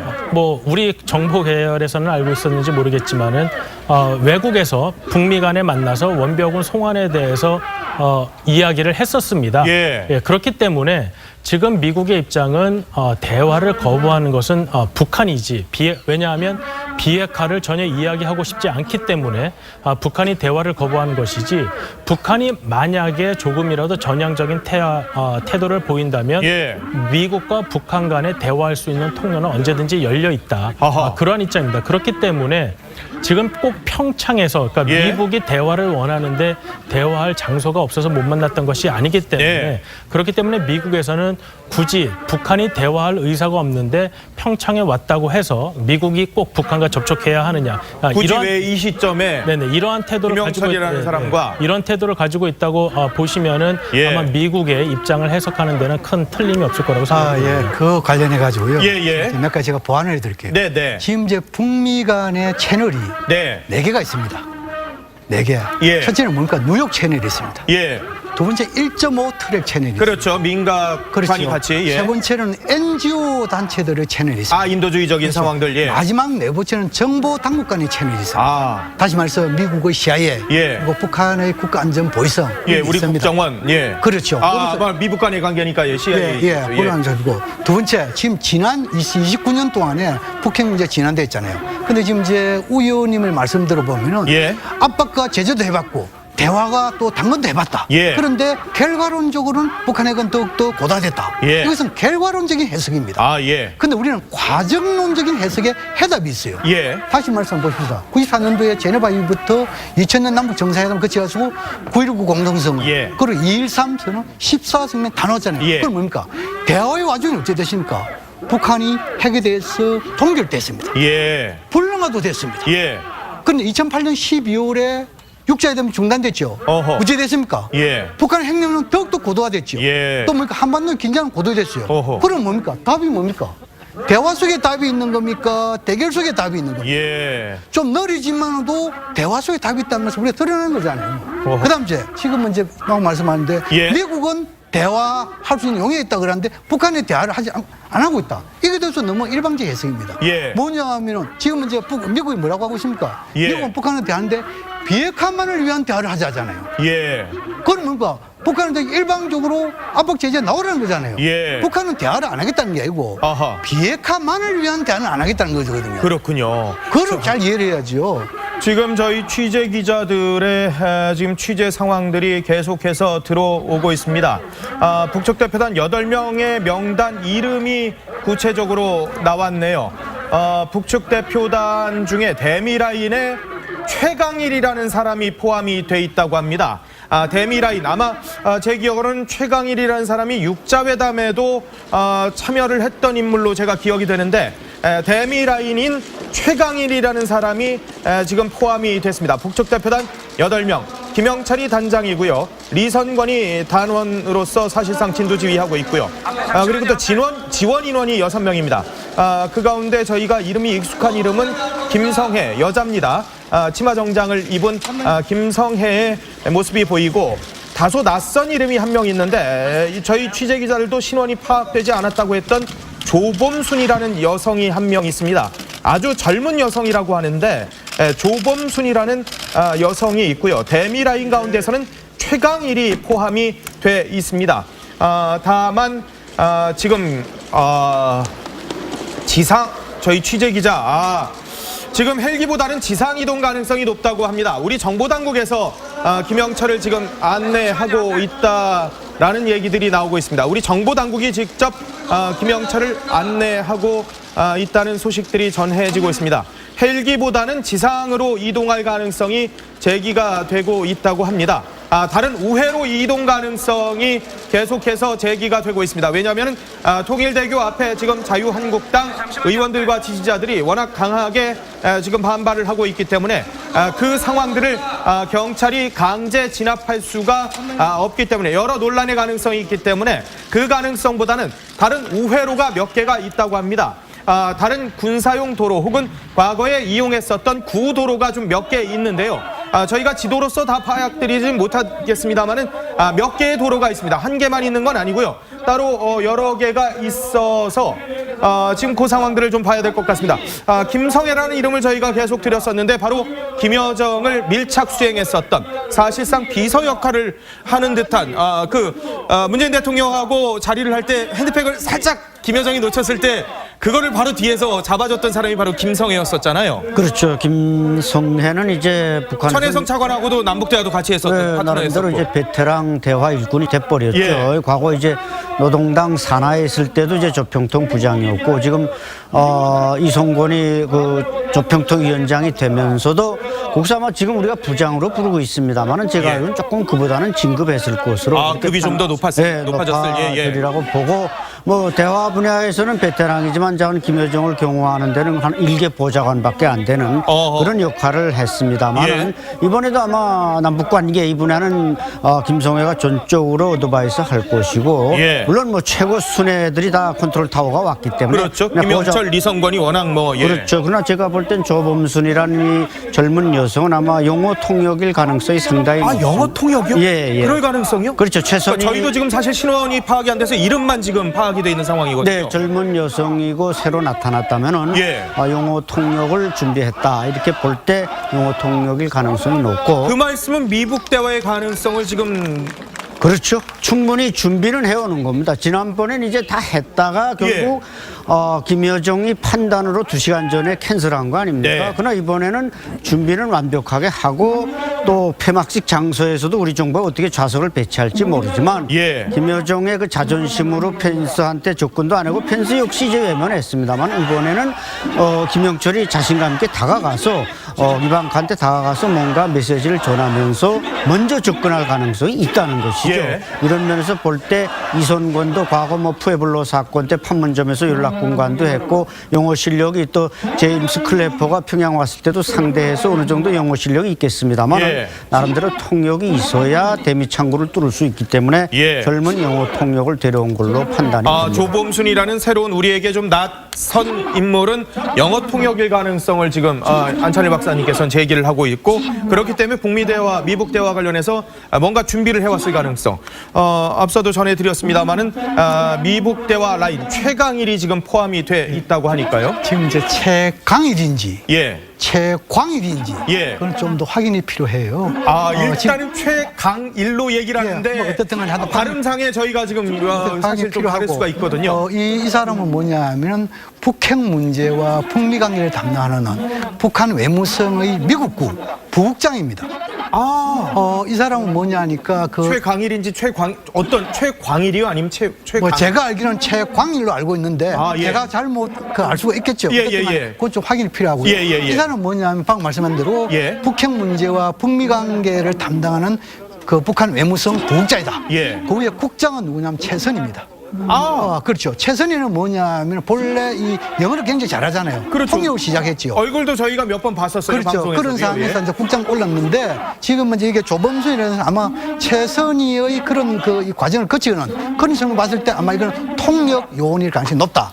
저는 그걸 보고. 그렇다면 양 교수님도 역시. 그러면 통역 요원과 미국국 부국장 최광일을 동행했다는 것은 우리가 좀 나름대로 의미가 있습니다.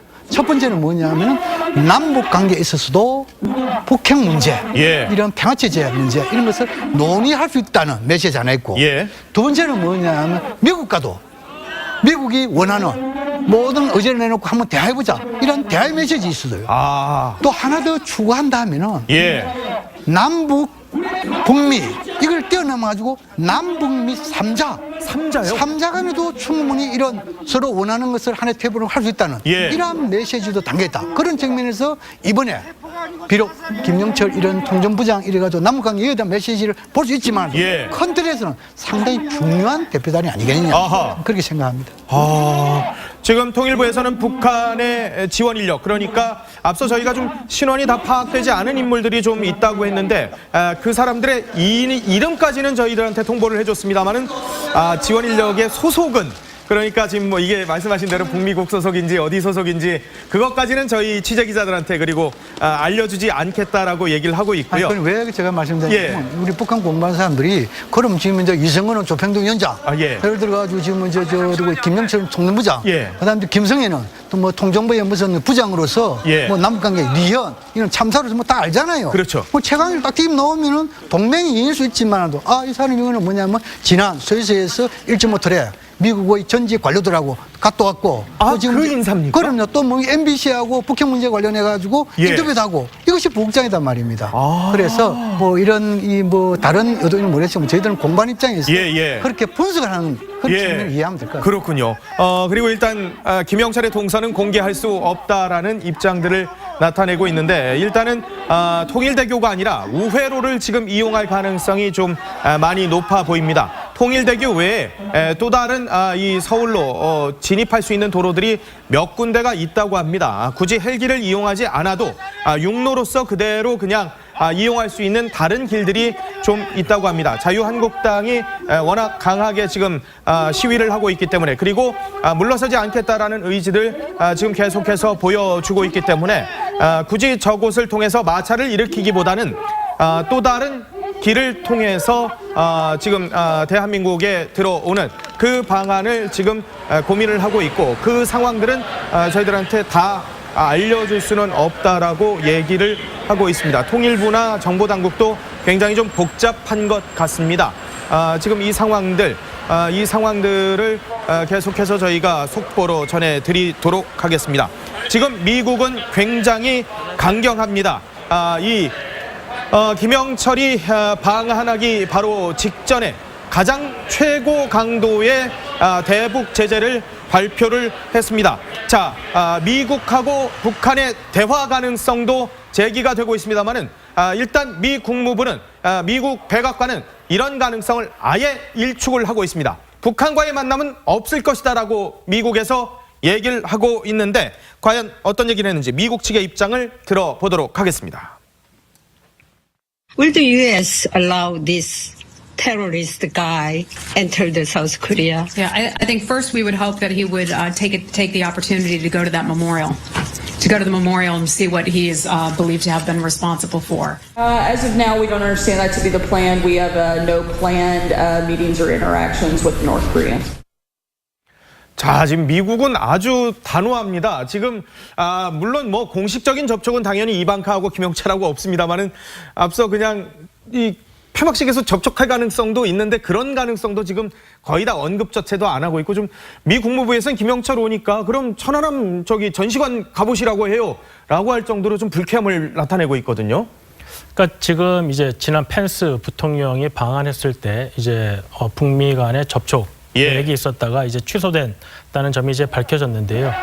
이제 아마도 이제 북한이 미국 이번에 같이 온 미국 정부 인사들에게 직접적으로 다가가서 만약에 이야기를 하겠다고 한다면 뭐 그러한 부분까지 미국이 거부할 것인가 하는 부분은 아직 그 부분까지 뭐 우리가 완전히 그 가능성이 없다고 말하기는 힘들 것 같습니다. 하지만 이제 저렇게 이야기한 배경은 무엇이냐고 한다면 미국은 북한이 비핵화 대화를 직접적으로 미국에 그 의사를 전달하기 전까지는 미국이 어떠한 북한과의 협상이나 대화에 의지가 없다. 그러한 점을 이제 강력히 말하는 것이기 때문에 물론 저렇게 말 말한다고 하더라도 이제 북한이 어떠한 의미를 가지고 대화를 한번 해보자라는 이야기를 한다면 그러한 접촉 가능성까지 우리가 완전히 배제하기는 어렵습니다. 근데 이제 다만 이제 일정상 미국 대표단이 이제 월요일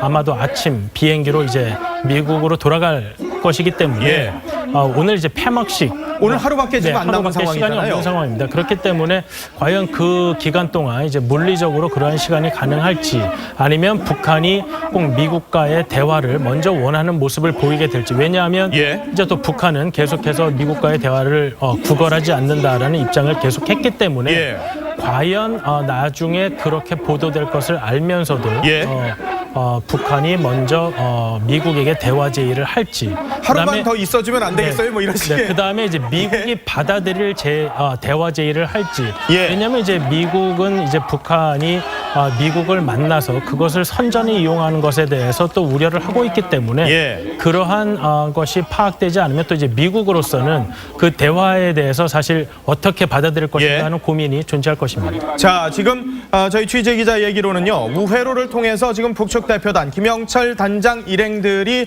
워커힐 호텔로 우회로를 통해서 가고 있다라는 얘기가 나오고 있다고 합니다. 저희 취재 기자들도 백방으로 지금 이 북측 대표단의 일거수일투족을 취재를 하고 있는데요. 일단 공식적으로는 정보당국과 통일부에서는 김영철 일행을 행방들을 알려주지 않고 있기 때문에 백방으로 저희가 다른 취재 라인을 통해서 김영철 일행들의 움직임들을 지금 보여드리고 있는데 우회로를 통해서 지금 워커힐 호텔로 갈 수 있을 가능성이 있습니다. 이후에 KTX를 워커힐 근처에 있는 다른 역을 통해서 평창으로 가는 그런 방안을 지금 생각해 볼 수 있다고 합니다. 굳이 서울역에서 KTX를 타지 않고요.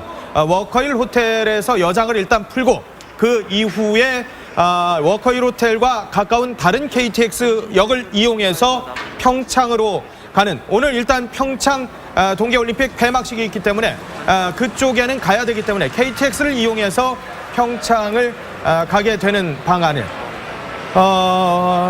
우회로를 통해서 워커힐 호텔을 갔다가 그 근처에 있는 다른 KTX역을 통해서 평창으로 가는 방안들 여러 가지 방안들이 지금 단기간에 계속 많이 나오는 모양이에요. 이건 단기간에 나온 게 아니고 어제 또는 그제 이미 그 계획이 된 내용이겠죠. 이미 시나리오를 다 짜놨다고 보시는 거예요? 그걸 안 한다면 정부 부처가 아니죠. 왜냐하면 지금 이제 한나라 자유한국당 한국당 의원들이 집회 신고를 하고 이미 어제부터 저렇게 준비를 하고 있는데 그럼 어젯밤에 당연히 그러면 저 사람들을 물리적으로 강제로 지금 해산시킬 수가 없다. 그럼 어떻게 할 것이냐 하는 내용이 어제 이전에 이미 다 준비가 되어 있었을 것이고 이미 통일대교 외에 다른 우회로들이 어떤 것들이 그래서 있고 어제 이전에는 플랜 B, 플랜 C까지 다 준비가 되어 있었을 테고 자 이제 그러면 이제 한국당의 저런 시위가 확실해진 어제는 이제 그런 플랜 C로 가자 또는 플랜 B로 가자 하고 어제 이미 다 정해졌을 겁니다. 그래서 지금 이제 돌이켜보면 아까 10시 한 3분경에 출발했잖아요. 지금 이미 한 50분 정도 넘었거든요. 그러면은 저기에 와서 통일대교 쪽으로 와서 상황이 여의치 않으니까 다른 데로 빠지자라고 거기서 조금 대기했다가 결정한 게 아니고 이미 신속하게 플랜 B, 플랜 C 쪽으로 달렸을 것이다. 그러면 이미 지금 사실은 서울 쪽으로 다 와서 서울 진입해서 올림픽대로 또는 강변북로 어딘가를 지금 굉장히 빠른 속도 달리고 있을 가능성이 크죠. 그랬을 가능성이 있습니다. 그래서 그게 당연한 거라고 보고 물론 이제 김영철 조평통 위원장이 저기 와서 정말 신사적으로 한국당 의원들 일행과 뭐 악수 한번 하고 또 한국당 일행도 자리를 비켜주고 그런 모습이 보여지면 정말 좋겠지만 아까 양무신 교수님 그런 말씀을 서로에게 그게 굉장히 좋은 모습이다라고 하셨지만 지금 이제 북한에게 주어진 시간이 많지 않아요. 지난번에 김여정 일행이 왔다가 돌아갔을 때 어떤 모습을 봤습니까? 평양 순환공항에 3군이 아니죠. 4군 의장대. 그 한밤에. 그렇죠. 그 한밤에 그냥 뭐 어떤 부대 의장대도 아니고 전 인민군 참모부의 4군 의장대가 전략군까지 포함한 4군 의장대가 와서 의전을 해줬거든요. 아, 예. 그만큼 김정일이 기뻤다. 그런 것은 당시에 김영철도 나왔던 걸로 나왔죠. 기억이 돼요. 네, 예, 나왔죠. 예. 그래서 김영철 나왔을 때 그러면 다음에 김영철 오겠구나라고 예상을 했었죠. 예. 왜냐하면 김여정이 그 응원단 나갈 때 막 전송을 해줬더니 김여정이 오고 예. 또 누가 또 보이니까 또 누가 오고 막 이런 게 계속 연속이 됐었거든요. 예. 물론 오비 일학일 수 있지만 예. 그래서 김영철 올 거다라고 이제 그때 예상을 했었고 그런데 이제 지금 그렇게 그 김정은이 굉장히 이 미국과의 어떤 그 관계 개선에 예. 지금 안달이나 있는 안달보다 어떻든 생존이 걸린 그런 문제이기 때문에 겉으로는 뭐 미국 당신들이 뭐 다급한 건 당신들이지 우리는 가지고 다 가졌어 이렇게 얘기 겉으로는 하지만 황당한 소리죠. 예. 사실. 그래서 정말 미국과의 그 대화에 목이 말라 있고 예. 생명을 걸고 지금 해야 되는 상황이기 때문에 예. 만약에 김영철이 그날 오늘 와가지고 나 기분 나빠 예전에 했던 것처럼 돌아가 버리고 괌치고 예. 그랬으면 아마 돌아가면 총살을 당할 수 있죠. 그래서 자, 지금요 김진태 의원의 주장으로는 김영철 일행이 전진결을 통해서 빠져나갔다고 합니다. 주변에 몇 개의 우회로가 있습니다. 통일대교가 가장 메인 길이고요. 가장 잘 이용되고 그 길로 가는 게 일반적인 통로인데 그것 외에 다른 그 주변에 우회로가 몇 군데 있습니다. 전진교를 통해서 빠져나갔다라고 지금 김진태 의원은 주장을 하고 있습니다.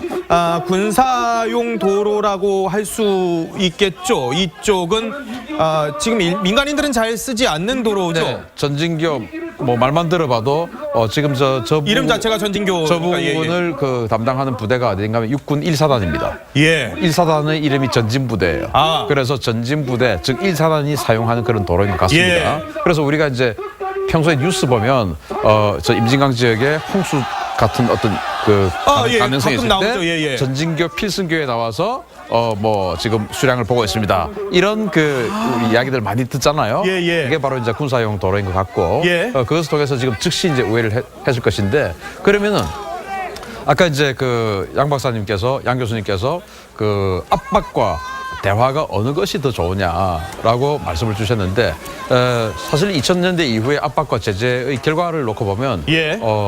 대화가 더 좋았을 수도 있었다라고 생각이 될 수 있습니다. 예. 그러나 과연 그 압박이 제대로 된 압박이었냐? 예. 그걸 보면은 제대로 된 압박은 결코 아니었다. 예. 왜냐하면 압박의 주체가 오바마 행정부였거든요. 아하. 오바마 행정부 그 이전에 부시 행정부였지만 부시 행정부와 오바마 행정부의 입장은 어땠냐? 예. 바로 부시 행정부 굉장히 강경파였지만 예. 아프가니스탄 전쟁과 이라크전 두 개의 전쟁을 전면전 두 개의 전쟁을 동시에 치르고 있었어요. 예. 북한에게 군사적으로 신경 쓸 여력이 없었죠. 예.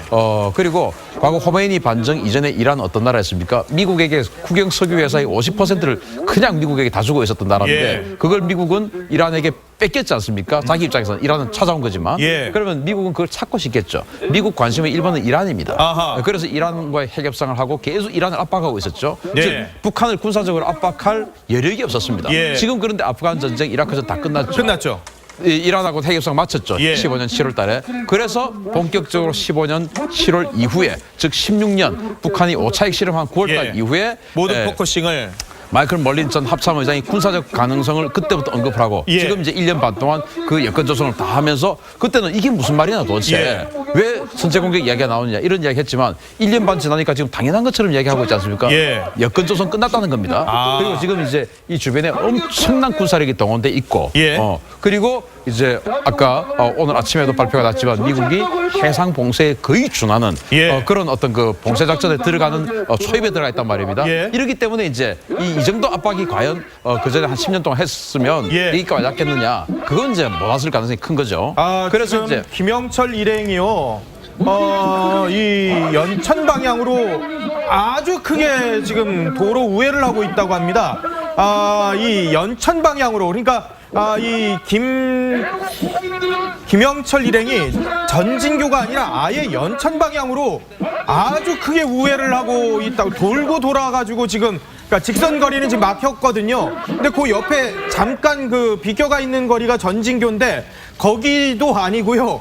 더 멀리 그냥 아예 그냥 쭉 돌아가지고 지금 연천 방향으로 크게 도로 우회를 해서 서울로 들어오는 방향이 지금 지금 얘기가 되고 있는 것 같습니다. 바로 그래서 워커힐 호텔로 가서 워커힐 호텔에서 여장을 좀 풀고 덕소역에서 KTX를 타고 지금 평창 진부역을 갈지 강릉역을 갈지 아직 잘 모르겠답니다.